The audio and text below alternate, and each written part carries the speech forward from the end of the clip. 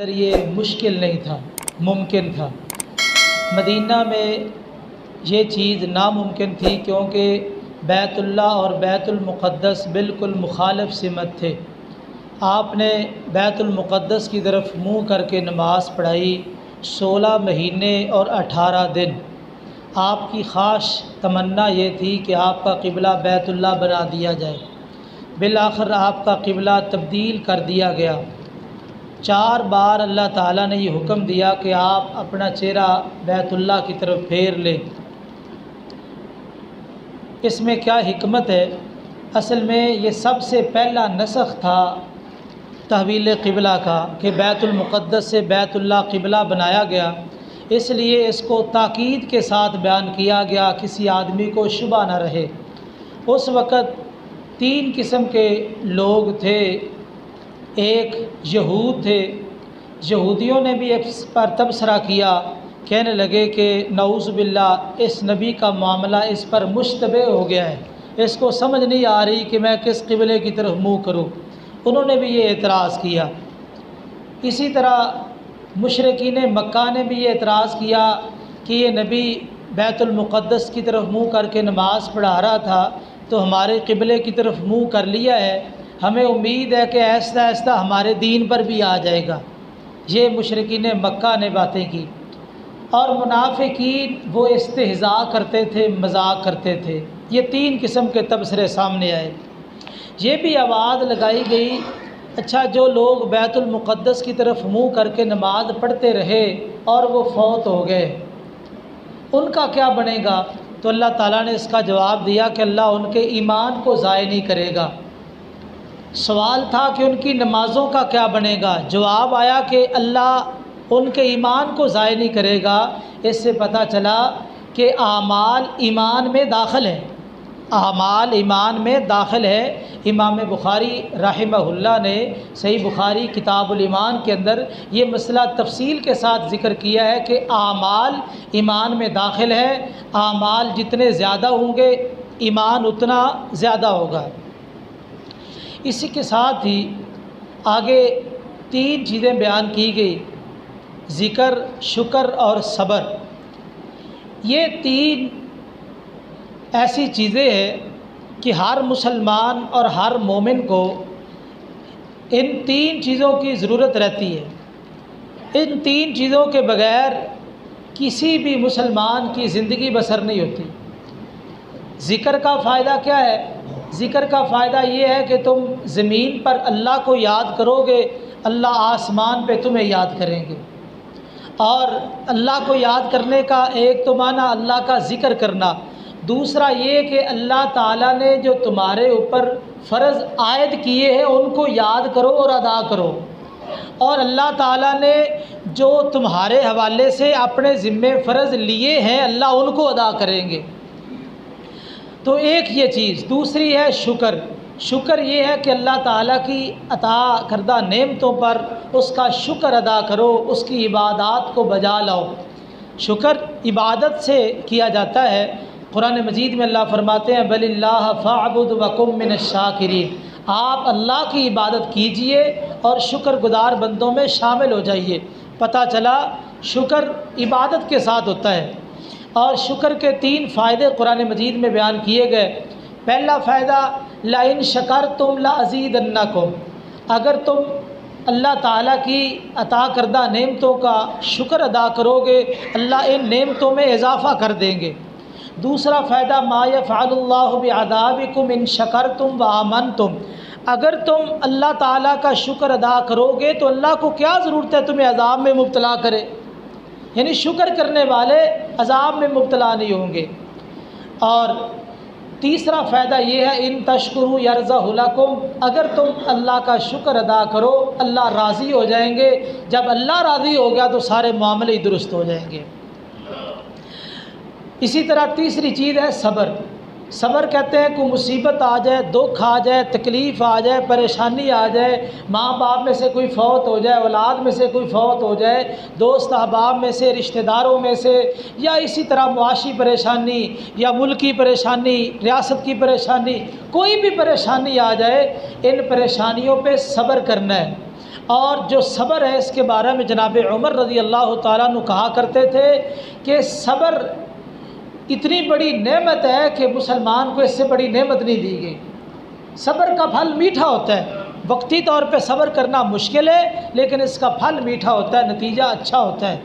اور جو آدمی ان کے اندر یہ تینوں خوبیاں موجود ہیں، ذکر بھی کرنے والے، شکر بھی کرنے والے اور صبر بھی کرنے والے، اللہ فرماتے اولئک علیہم صلوات من ربہم ورحمہ واولئک هم المہتدون۔ تین ان کے لیے انعام ہے۔ صلوات کہتے ہیں بخشش، جو کمی کوتاہی ہے اس سے درگزر کر دینا، کوئی بات نہیں ہے، کوئی بات نہیں۔ تو صلوات کا معنی یہ ہے کہ بخشش، جو لوگ ان کے اندر یہ خوبیاں موجود ہیں ان کے لیے اللہ کی طرف سے بخشش ہی بخشش ہے۔ اگر بشری تقاضے سے ان سے کوتاہیاں ہوئی بھی ہیں، اللہ کی طرف سے بخشش ہے ان کے لیے۔ برحمہ، اور دوسرا انعام اللہ کی طرف سے رحمت ہے ان کے لیے۔ اور تیسرا انعام واولئک هم المہتدون، یہ لوگ ہدایت والے ہیں۔ ہدایت والے، اللہ کا جو منہج ہے، اللہ کا جو دین ہے، شریعت ہے، یہ اس پر چلنے والے لوگ ہیں۔ یہ تین بڑے بڑے انعام کن لوگوں کو مل رہے ہیں؟ جو ذکر، شکر اور صبر کرنے والے ہیں۔ اور ہدایت یافتہ لوگ کون تھے؟ اللہ کی رحمتیں کن لوگوں پہ تھی؟ اللہ نے ان کا ضمناً تھوڑا سا ذکر کیا۔ اگر آپ نے ہدایت والے دیکھنے ہیں تو بی بی ہاجرہ اور سیدنا اسماعیل علیہم السلام کو دیکھ لیں۔ دیکھو کتنے ہدایت یافتہ ہیں کہ جنگل بیابان میں جب ابراہیم علیہ السلام چھوڑ کے آئے، زبان پہ شکوے کا ایک کلمہ بھی نہیں لائے، اسی طرح صبر کر کے، شکر کر کے وہیں پہ بیٹھ گئے۔ اللہ نے ان کی اداؤں کو دین کا حصہ بنا دیا، اور اس بی بی کی دوڑ کو جو صفا مروہ کے درمیان دوڑی، قیامت تک کے لیے حج عمرے کا رکن بنا دیا ہے۔ تو یہ ہے ہدایت یافتہ، اللہ نے ان کی تھوڑی سی مثال بیان کر دی ہے۔ آگے اللہ فرماتے ہیں کتمان علم، علم کو چھپانا۔ دیکھیے قرآن علم ہے، احادیث علم ہے۔ امام شافعی علیہ رحمہ فرمایا کرتے تھے العلم ما قال اللہ وقال رسول، علم وہی ہے جو اللہ نے کہا یا رسول اللہ صلی اللہ علیہ وسلم نے کہا۔ یہ باقی جتنے دنیاوی علوم ہیں نا، یہ فنون ہے، روٹی کمانے کا ذریعہ ہے۔ آپ مال کما کے خدمت تو کر سکتے ہیں، ضرورت مندوں کی خیر خواہی کر سکتے ہیں، لیکن یہ سارے فنون ہی ہیں، اصل علم قرآن اور احادیث ہے۔ اس لیے میرے بھائیوں ہم اصل علم کو سیکھیں۔ اب جو لوگ کتمان علم سے کام لیتے ہیں، ان سے مسئلہ پوچھا جائے، ان کو علم بھی ہے، قرآن میں یہ مسئلہ ہے، احادیث میں یہ مسئلہ ہے، لیکن وہ اپنی کرسی بچانے کی خاطر اور اپنی سیٹ بچانے کی خاطر مسئلہ چھپا لیتے ہیں، غلط بتا دیتے ہیں، جس طرح کہ یہودیوں کی عادت تھی۔ اللہ فرماتے ہیں یہ لوگ لعنتی ہے، ان پر اللہ کی لعنت، فرشتوں کی لعنت، پورے انسانوں کی لعنت ہے۔ یہ ملعون شخص ہے جو حق کو چھپانے والا ہے۔ اس لیے حق کا علم آپ کے پاس ہے تو آپ اس کو بیان کر دیں۔ آگے اللہ نے یہ بات بیان کی ہے کہ جو مشرک ہے یہ اپنے معبودوں کے ساتھ بڑی محبت کرتے ہیں، جو محبت اللہ سے کرنی چاہیے۔ محبت کے حوالے سے تین باتیں ذہن میں رکھنی چاہیے۔ پہلی بات، اللہ کی محبت اور غیروں کی محبت برابر ہے۔ دل میں اللہ کی محبت بھی ہے، غیروں کی محبت بھی ہے، اور یہ برابر ہے۔ ایسا انسان بھی مشرک ہے۔ اور دوسرا درجہ ہے کہ اللہ کی محبت مغلوب ہے، غیروں کی محبت غالب ہے، ایسا بندہ بھی مشرک ہے اور بے ایمان ہے۔ تیسرا محبت کا درجہ یہ ہے کہ اللہ کی محبت غالب، باقی مخلوق کی محبت مغلوب ہے۔ مخلوق کی محبت مغلوب، اللہ کی محبت غالب ہے۔ تو یہ پسندیدہ محبت ہے۔ ایمانداروں کے اندر اللہ کی محبت غالب ہوتی ہے، یہی وجہ ہے کہ وہ اللہ کی محبت کی خاطر سب کچھ قربان کرنے کے لیے تیار ہو جاتے ہیں۔ آگے یہ بات ذکر کی قیامت والے دن دنیا میں جو لوگ یہ پیر پرست ہوتے ہیں اور ان کی باتیں مانتے ہیں، نماز روزے سے دور، دین سے دور، ان کے بہانے سلانے نذرانے ہی پیش کرتے رہتے ہیں ساری زندگی، فرمایا قیامت کا دن ہوگا اس وقت جب یہ مرید اپنے پیروں کے پاس جائیں گے کہ ہمارا کوئی آج سوچو ہم نے تمہارے ساتھ بڑا بھلا کیا ہے، جو تم کہتے رہے ہم وہ کرتے رہے، آج ہمارا بھی کچھ کرو۔ تو وہ کہیں گے ہمارا تمہارے ساتھ کوئی تعلق نہیں ہے، ہم تو تمہیں جانتے ہی نہیں، برات کا اظہار کر دیں گے۔ تو جب یہ برات کا اظہار کریں گے اس وقت یہ کہیں گے کاش اگر ہمیں دوبارہ دنیا میں جانے کا موقع مل جائے تو جس طرح آج تم نے ہم سے دوری اختیار کر لی ہے، نفرت کا اظہار کیا ہے، ہم دوبارہ دنیا میں جا کے اسی طرح تمہارے ساتھ نفرت کریں گے۔ اللہ فرماتے ہیں بَتَقَطَّعَتْ بِهِمُ الْأَسْبَابُ، جتنے دنیا میں ناطے رشتے سلسلے ہوتے ہیں نا یہ سارے ٹوٹ جائیں گے۔ آج لوگوں نے سلسلے بنائے ہیں، فلاں سلسلہ فلاں سلسلہ فلاں سلسلہ، یہ سارے سلسلے ٹوٹ جائیں گے۔ اگر سلسلہ کام آئے گا تو دو سلسلے، یا اللہ کا تعلق کام آئے گا یا نبی کریم صلی اللہ علیہ وسلم کا تعلق کام آئے گا، باقی سارے تعلق منقطع ہو جائیں گے۔ ہاں جو دین کی بنیاد پہ تعلق ہے بس وہی کام آئے گا۔ آگے اللہ تعالیٰ نے یہ بات ذکر کی ہے رزق حلال کے حوالے سے۔ دیکھیے حلال کھانا، حلال کمانا، اولاد بیوی بچوں کو حلال کھلانا یہ ہمارے اوپر فرض ہے۔ نبی کریم صلی اللہ علیہ وسلم نے فرمایا لوگوں پہ ایسا زمانہ آئے گا لوگ پرواہ نہیں کریں گے کہ وہ حلال مال لے رہے ہیں یا حرام لے رہے ہیں، لوگوں کو یہ پرواہ نہیں ہوگی۔ اور آج ایسے لوگ کئی موجود ہیں جن کو حلال و حرام کی کوئی تمیز نہیں ہے، اور اللہ نے روزوں کے مسائل، اعتکاف کے مسائل بیان کر کے وہاں بھی یہ مسئلہ بیان کیا ہے کہ تم حکمرانوں کے پاس عدالتوں میں نجائز کیس لے کے جاتے ہو اور لوگوں کا مال نجائز طریقے سے بٹورتے ہو۔ وہاں ذکر کر کے یہ بات بتلائی ہے روزہ رکھنا بڑا عظیم عمل ہے، اعتکاف کرنا بڑا عظیم عمل ہے، دعا کرنا بڑا عظیم عمل ہے، لیکن یاد رکھیے اگر تمہارے جسم میں رزق حرام ہے، تم حرام کھانے والے ہو، حرام پہننے والے ہو، تمہیں حرام کی غذا دی گئی ہے تو یاد رکھیے نہ تمہارا روزہ قبول، نہ اعتکاف قبول، نہ دعا قبول ہے۔ اس لیے حلال کا اہتمام کرو۔ اور روزے کے حوالے سے اللہ تعالیٰ نے یہ بات ذکر کی جو مقیم صحیح ہے، صحت مند ہے اور مقیم اپنے گھر میں رہ رہا ہے اس آدمی پر روزہ فرض ہے۔ اسی طرح جو مریض صحیح ہے، واقعتاً ہی مریض ہے، اس کے لیے رخصت ہے۔ آگے مریض کی دو قسمیں ہیں، ایک مریض ہوتا ہے عارضی، ایک ہوتا ہے دائمی۔ عارضی مریض روزے چھوڑ دے بعد میں گنتی پوری کر لے، اللہ تعالیٰ اس کو ماہ رمضان کے روزوں کا ثواب دے دے گا۔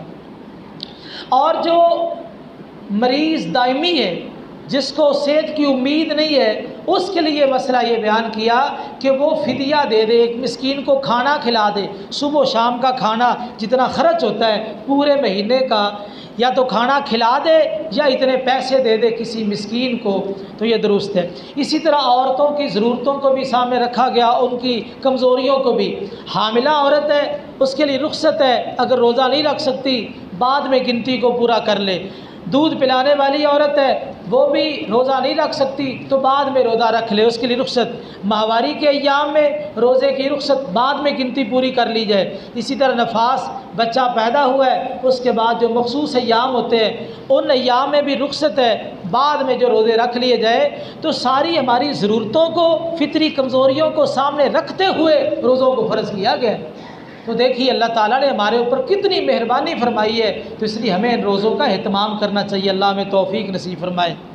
آگے یہ بات بیان کی گئی ہے حج کے مہینوں کے حوالے سے۔ حج کے مہینے شوال، ذوالقعدہ اور ذوالحجہ کے 10 دن یہ حج کے مہینے ہیں۔ لوگ دور دراز سے سفر کرتے تھے، پہلے اونٹوں پہ گھوڑوں پہ سوار ہو کے دور دراز سے لوگ آتے، تو یہ 2 مہینے عام طور پہ ان کو لگ جایا کرتے تھے۔ بعض لوگ 6 مہینے حج کا سفر کرتے تھے۔ تو بہرحال حج کے مہینوں سے یہ مراد ہے۔ تو یہ جو حج کے مہینے ہیں ان میں آگے حج کرنا ہے، تو حج کے حوالے سے کچھ باتیں ذکر کی گئی۔ ویسے کتاب الحج کے اندر ہم حج کا طریقہ بھی بیان کریں گے، لیکن یہاں پہ ایک بہت ہی پیارا نقطہ بیان کیا گیا ہے۔ اللہ فرماتے ہیں دیکھو اپنا گھر بار چھوڑ کے، کاروبار چھوڑ کے، علاقہ چھوڑ کے بندے وہاں پہنچتے ہیں، لیکن کتنے ہی ایسے بد نصیب ہیں جو حج کے قیمتی موقع پر جا کر بھی وہاں دنیا کا سوال کرتے ہیں۔ ربنا آتنا فی الدنیا حسنہ وما لہ فی الآخرۃ من خلاق، وہاں بھی جا کے کہتے ہیں اللہ دنیا ہی دے، دنیا دے، دنیا ہی بہتر کر۔ تو اللہ تعالیٰ نے طریقہ سکھایا دعا کرنے کا طریقہ یہ ہوتا ہے ربنا آتنا فی الدنیا حسنہ وفی الآخرۃ حسنہ، اللہ دنیا بھی بہتر بنا آخرت بھی بہتر بنا، یہ دعا کرنی چاہیے۔ اور نبی کریم صلی اللہ علیہ وسلم ہر دعا کے اندر یہ دعا پڑھا کرتے تھے، تو اس لیے یہ دعا اپنی زندگی کا حصہ بنا لو، اللہ دنیا بھی بہتر بنا آخرت بھی بہتر بنا۔ اسی طرح آگے اللہ تعالیٰ نے ذکر کیا سیاسی لوگوں کا، یہ جو سیاسی لیڈر ہوتے ہیں نا، ان کا اللہ نے ذکر کیا وَمِنَ النَّاسِ مَن يَشْتَرِي وَمِنَ النَّاسِ مَن يُعْجِبُكَ قَوْلُهُ فِي الْحَيَاةِ الدُّنْيَا۔ یہ جو سیاسی لیڈر ہوتے ہیں جب الیکشن کے دن ہوتے ہیں ان کو ضرورت ہوتی ہے، آتے ہیں وعدے کرتے ہیں یہ کر دیں گے وہ کر دیں گے، قسمیں کھاتے ہیں یوں کریں گے، تمہیں یہ سہولتیں دیں گے، یہ ہوگا وہ ہوگا۔ یہ سیاسی لیڈروں کی حالت ہے، پوری دنیا کے اندر جہاں بھی جمہوریت ہے یہی صورتحال ہے۔ اللہ نے ان کا ذکر کیا ہے، تو یہ لوگ وہ ہیں جو باتیں کرتے ہیں، تقریریں کرتے ہیں، جلسوں میں خطاب کرتے ہیں تو بڑی چوپڑی باتیں، خوبصورت باتیں، مزین باتیں، وہ سامعین جو ہوتے ہیں وہ العوام کالانعام، عربی کا ایک مقولہ ہے کہ عوام جانوروں کی طرح ہوتے ہیں، اللہ ماشاء اللہ قلیل لوگ سمجھدار ہوتے ہیں، عوام ان کے چنگل میں آ جاتے ہیں، اور بعد میں جب ان کو حکومت مل جاتی ہے تو کون میں کون پوچھنے والا ہے، وعدہ پورا کیا ہے کہ نہیں، جب کرسی مل جائے اقتدار مل جائے تو کوئی پوچھتا ہی نہیں۔ تو اللہ تعالیٰ نے ان جو الیکشن میں اقتدار میں حکومت میں آنے والے لوگ ہیں ایسے لوگوں کا ذکر کیا، منافقین کا ذکر کیا کہ یہ لوگ منافق ہیں جو لوگوں کے ساتھ وعدے اور کرتے ہیں، کردار اور پیش کرتے ہیں۔ مسلمانوں کا طریقہ کیا ہے؟ مسلمانوں کا طریقہ ہے جو بات کرتے ہیں پوری کرتے ہیں، وعدہ کرتے ہیں پورا کرتے ہیں، تو مسلمانوں کا طریقہ یہ ہے۔ تو اس لیے سیاسی لیڈروں کو چاہیے کہ وہ قرآن مجید کے اس مقام کو ضرور پڑھے اور اپنی اصلاح کرے، وہی بات کرے جسے پورا کر سکتے ہیں، جو بات کر لی ہے اس کو ہر صورت میں پورا کرے۔ آگے اللہ تعالیٰ نے کچھ باتیں ذکر کی ہے طلاق کے حوالے سے۔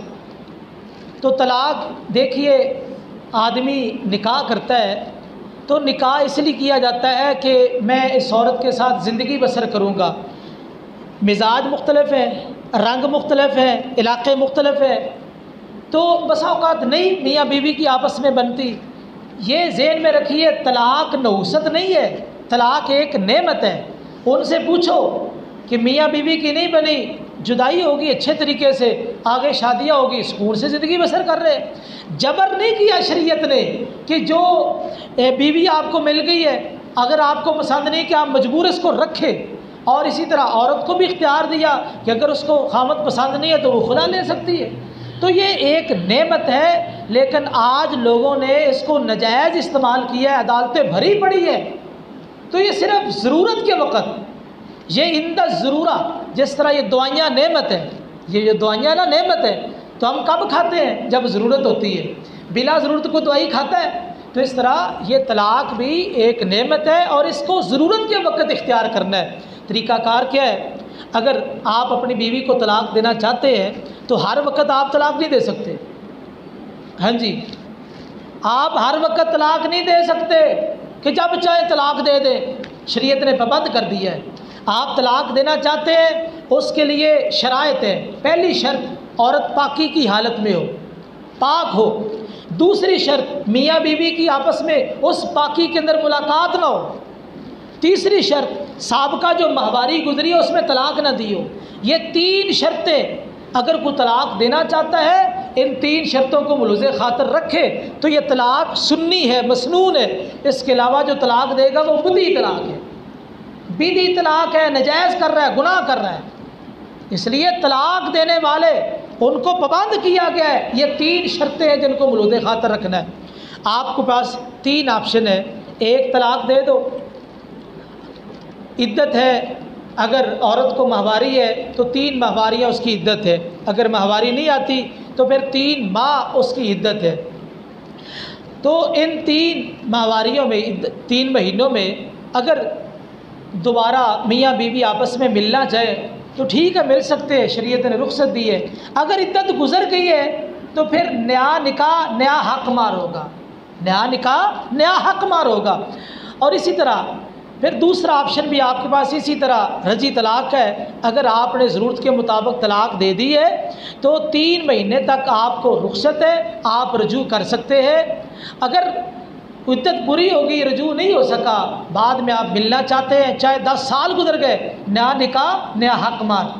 اگر آپ نے وقت گزرنے کے ساتھ تیسری طلاق دے دی ہے، آپ رجوع نہیں کر سکتے، رجوع نہیں ہے، اور عدت گزرنے کے بعد نیا نکاح بھی نہیں ہے۔ صرف ایک اتفاقی صورت ہے، وہ صورت کیا ہے؟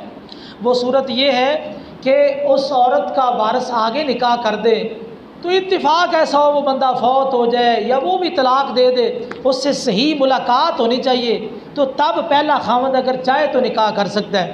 بعض لوگوں نے اس کو شارٹ کٹ کی، حلالے کی صورت بنائی ہے، حلالہ کرنے والے کروانے والے پر جو اللہ تعالیٰ کی لعنت ہے۔